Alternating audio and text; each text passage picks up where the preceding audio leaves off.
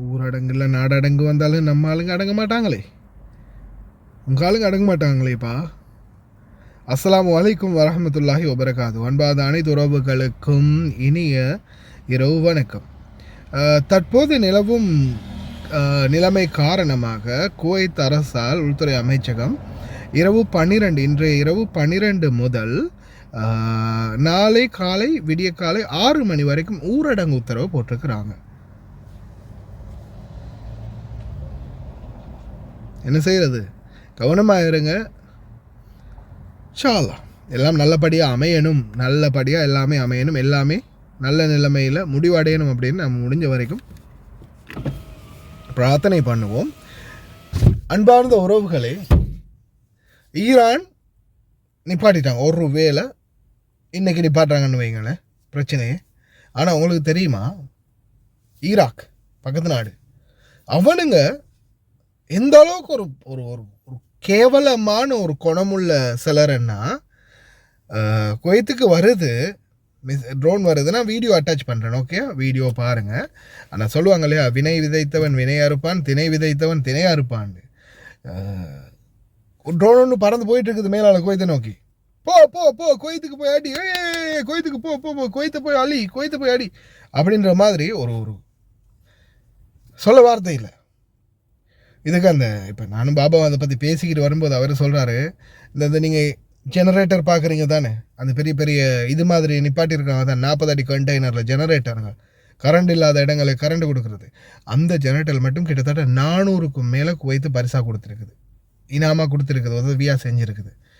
கிட்டத்தட்ட 10,000க்கு மேலே வீடு கட்டி கொடுத்துருக்காங்களாம் குவைத் அரசு. இதுக்கு இந்த நாட்டை சதாம்ட காலத்திலேருந்து அழித்து இந்த நாட்டை நாசப்படுத்தினது ஈராக் நாடு தான். இருந்தாலும் இன்றைக்கும் இந்த நாட்டு வளர்ச்சி எங்கே இருக்குது, அந்த நாட்டு வளர்ச்சி எங்கே இருக்குது. அதே போல் இவங்க இன்னைக்கு வரைக்கும் உதவி செஞ்சுக்கிட்டு தான் இருக்கிறாங்க. ஆனால் அங்கே இருக்கக்கூடிய 190% மக்கள் இந்த நாட்டை ஏதோ ஒரு எதிரி நாடு மாதிரி, இப்போ இந்தியா பாகிஸ்தான்ன்றது அது ஒரு ஒரு இப்போ விம்பமாகவே போயிடுச்சுல்ல. இந்தியா பாகிஸ்தான் அப்படின்றது என்ன, ஒரு விம்பம். இப்போ மக்களுடைய மனசில் அது ஒரு 2 எதிரி நாடு அப்படின்ற அந்த ஒரு கோட்பாட்டுக்கு போயிடுது. ஆனால் காரணம் என்ன, இப்போ பாகிஸ்தானிய மக்கள் இந்திய மக்கள் ஒற்றுமையாக வாழலையா, ஒற்றுமையாக இருக்கலையா, அந்த வெளிநாடுகளில் ஒற்றுமையாக வேலை செய்யலையா? அப்போ அவங்க என்ன எதிரி மாதிரியாக பழகுறாங்க, எதிரி மாதிரியாக நடந்துக்கிறாங்க? இல்லை. ஆனால் அந்தந்த நாட்டில் இருக்கக்கூடிய தடை செய்யப்பட்ட இயக்கங்கள், அவங்களால தான் இவ்வளோ பிரச்சனை. இப்போ அதே மாதிரி தான் இங்கே எங்கள் இந்த ஈராக்லையும் சரி, ஈரான்லையும் சரி, இன்னும் சில நாடுகள்லையும் சரி, இந்த தடை செய்யப்பட்ட சில இயக்கங்கள் இருக்கு இல்லையா, இவனுங்க செய்கிற செயல்பாடு தான். ஆனால் சில மக்கள் அதை ஆதரிக்கக்கூடியவங்களாக மாறிடுறாங்க. இப்போ அந்த ஆர்எஸ்எஸ்காரங்க அவங்க இவங்கன்னு சொல்லி இப்போ ஒவ்வொரு அந்த இந்தியாவில் கூட இப்போ சில பிரச்சனைகள் வருது இல்லையா. ஆரம்ப காலத்தில் யாழ்ப்பாணம், இலங்கையை பொறுத்தவரை யாழ்ப்பாணத்து மக்கள் வந்தாலே அவங்கள எப்படி கூப்பிட்டாங்க, புலிவாரான்னு தானே கூப்பிட்டாங்க ஒரு காலம். அந்த மாதிரியான ஒரு இன்றைக்கும் அந்த வார்த்தைகள் சிங்களவர்கள் யூஸ் பண்ணுறாங்க தானே, கொட்டியா அப்படின்னு. அப்போது அது ஒரு ஒரு ஒரு அந்த சமூகம் அல்லது ஒரு தனிப்பட்ட குழுவோ அதை செஞ்சிருந்தா கூட ஒட்டுமொத்த மக்களையும் சேர்த்து தான் அது பாதிக்குது. ஆனால் அந்த நக்கல் நெய்யாண்டி பண்ணுறவங்க, உங்களுக்கு ரீசெண்டாக கூட வீடியோ போட்டேன் நான், வீடியோ இருக்கோ தெரியல, மறுபடியும் காட்ட வீடியோ போட்டேன் நான். அந்த பேப்பர்லாம் வச்சு காட்டி கொய்த்து அடிக்கிறதுக்கு ஈராக்லேருந்து அனுப்பியிருந்தாங்க. அப்போது இந்த மாதிரியான சில தடை செய்யப்பட்ட குழுக்கள் செய்யக்கூடிய செயல்பாடுகளால் அங்கே அவங்க நிப்பாட்டினாலும் இவனுங்க நிப்பாட்ட மாட்டானுங்க போல தெரியுது. ஆனால் நல்லா யோசிச்சுக்கோங்க, நல்லா பார்த்துக்கோங்க. இன்றைக்கி நான் அந்த சில வீடியோக்கள் கிடச்சிச்சு, டச் பண்ணுறேன்.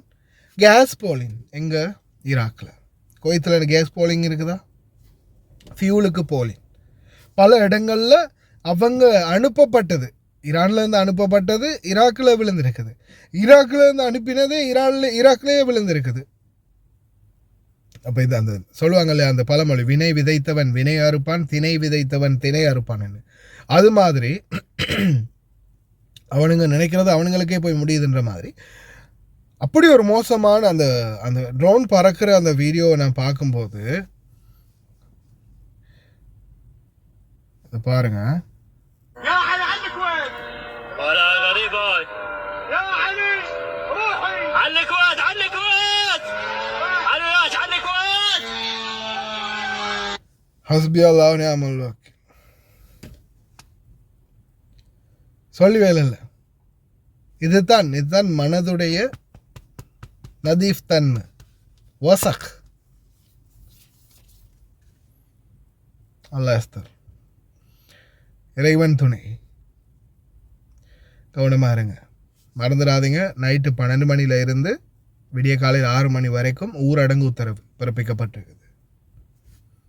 يا علي على الكويت. ولا غريب هاي. يا علي روحي. على الكويت على الكويت على الولايات على الكويت على الكويت على الكويت على الكويت. على الكويت. وعلى نحرقهم. الله محمد وعلى الولايات. وعلى نحرقهم حرق اليوم. شوفوا هاي المسؤولين يجون هنا يدخلون للغاز، سيارات مظلله واخر موديل وتبريد.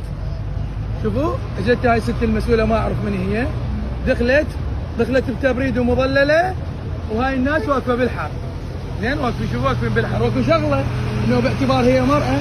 ذن النسوان، شوفوا ذن النسوان واقفات من 5 الصبح ويقولون العراق عنده غيره.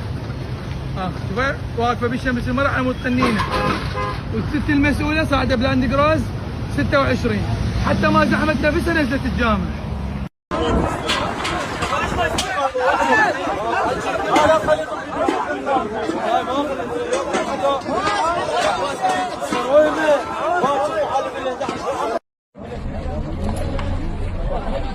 اقول لك ماكو ازمه بكركوك، الغاز متوفر.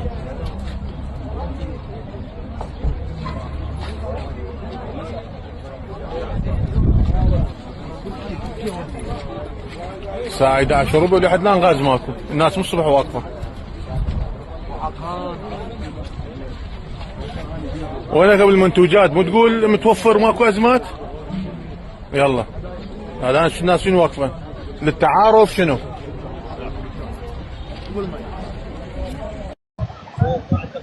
يستر يا الهي، ادعونا بالسلامه ان شاء الله، خاف يوصلنا شيء. علي الله اللي يستر. سمعوا صوت الشباب، يعني فكروا بالدنيا، فكروا بالاخره. شوفوا شباب هاي الدنيا والله العظيم صغيره كلش، سهره. كل واحد يرجع لمصيره، يشوف حل الروح.